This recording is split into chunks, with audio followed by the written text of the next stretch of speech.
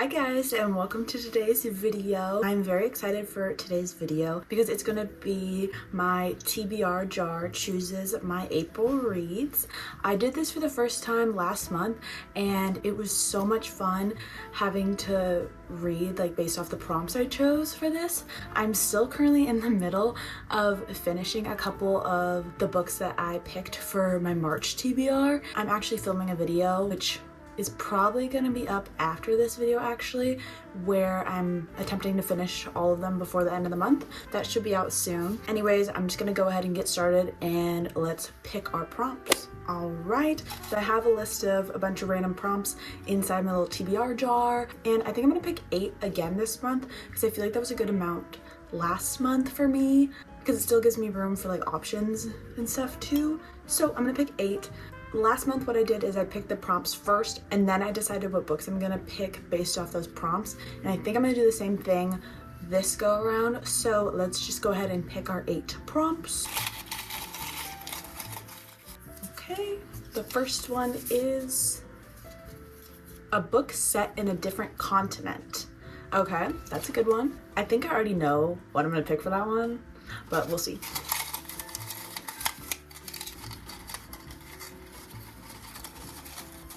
Trying to get a different color one. Okay. Takes place in a school. Ooh, I actually don't know if I have any like that, so I'm gonna have to do some research. Okay, that's 2. Now for our third. Oops, one fell. Should I pick? Maybe I'll do both of these because this is the one I grabbed and this one that fell. The one that fell. Oh, book with a map. Okay, that's a good one, so probably a fantasy. And this is the other one. Book with multiple POVs. I love a dual POV or multiple POV book. Okay, that's a good one. Halfway there. Blue one. The colors don't mean anything, but I had to make sure they're all different colors because I obviously love color. Okay. Ooh, book with a cursive title.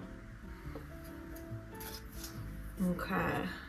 Probably gonna be like a romance one, I assume. I don't know. 3 more. I want this one.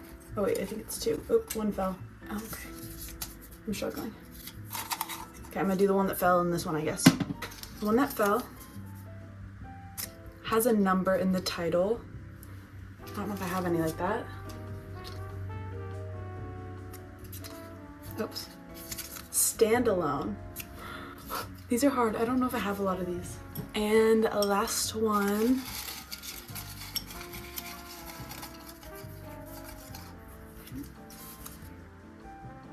Book set in a small town. Okay, so those are the 8 that I picked out of my TBR jar. I am gonna take a second and try to figure out what books work for these prompts and then I'll get back to ya. Okay, I'm back. I've hit a roadblock.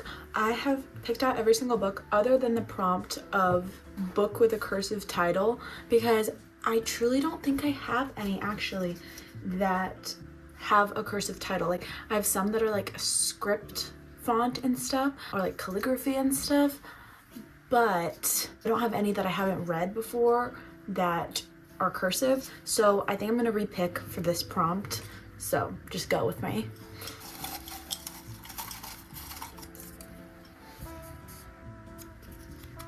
Released this year. Oh my gosh, I feel like this is also gonna be hard because it's only March, so I'll be back in a second. I'm gonna have to move some things around. Okay, I'm back and I've picked out all of my books, and let me just say I'm actually so excited for the books that I picked. So let me start off with the first one. For the prompt that we just pulled, it was released this year, and for that prompt I picked A Tempest of Tea by Hafsa Faizal. I'm very excited about this. It was pitched as like 6 of Crows but like with vampires, and somehow I think maybe like the Crow Club type thing is a tea shop. I think I am not 100% sure, but I do have something fun about this book too. 1 second. So I had already purchased this book maybe the end of last month or the beginning of this month, I can't really remember, but it actually ended up being my Fairy Loot book pick for this month. So I'm extra excited to read it. Like this edition is so pretty. And the artwork, I'm like, this is giving Six of Crows vibes, and Six of Crows is one of my favorite books of all time. So I'm very excited to read this one, and the details are literally stunning. And I love character-driven books, like character-based books or whatever. Those are like my favorite. So this seems like it's gonna be like that, so I'm very excited. The next book prompt was a book set in a small town. And for that, I picked a book that has been on my shelves for so long. And this cover is awesome. It's I Killed Zoe Spanos by Kit Frick. I believe it's like a thriller mystery, but in the first line of the synopsis, it says, when Anna Ciccone arrives at the small Hamptons village of Heron's Mills for a summer nanny gig, blah, blah, blah, but small town. So it sounded perfect. I usually for thrillers like listening to the audiobook version in like tandem with it. So I'm gonna try to look up to see if I can find on Libby or something like that, if I can find the audiobook version for this as well. And yeah, the third book is a book that I already knew I was gonna read for April, because I'm so annoying about this series because I've been talking about it for so long, for like so many times, and I'll talk about it any chance I get, and that's the League of Extraordinary Women series. So for takes place in a school, I chose the Gentlemens Gambit, which this is the fourth and final book in the series, and I'm so sad about that. I could literally read 1,000 more of these books. They're so good. If you haven't read them, they're historical romance set in like the late 1800s. It's about a group of women that they are fighting for like the women's suffrage movement in England, and each book follows a different girl in the friend group, so there's 4 in total, and I am so excited. But this one takes place in Oxford, so it takes place in a school, so I'm counting it, and I'm so excited to read this one. This book may be a little bit cheating. I have heard rumors that there might be a sequel to it, but I feel like those aren't confirmed or anything, so right now it's a standalone, and that, oh, the prompt is standalone, by the way, and that is none other than Bride by Ali Hazelwood.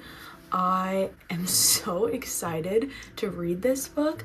My sister is like, she read it and she was obsessed with it. I've heard it's so weird, and I love weird books, so I'm very excited about this one. I'm sure that you've heard like a billion people talking about this book, so I'm not going to go into it too much, but vampires, werewolves, modern day, I'm intrigued. The next prompt was book with a map, and I picked none other than A River Enchanted by Rebecca Ross. My best friend Sam loved this book so much. I believe it's a duology, and I love a good duology, so I'm very excited. And Rebecca Ross is the author of Divine Rivals, and I read that duology and I loved that so much.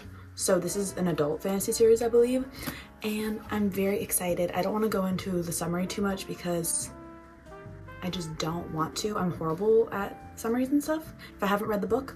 So, A River Enchanted, and this was, yeah, book with a map, and there's a map, so it works.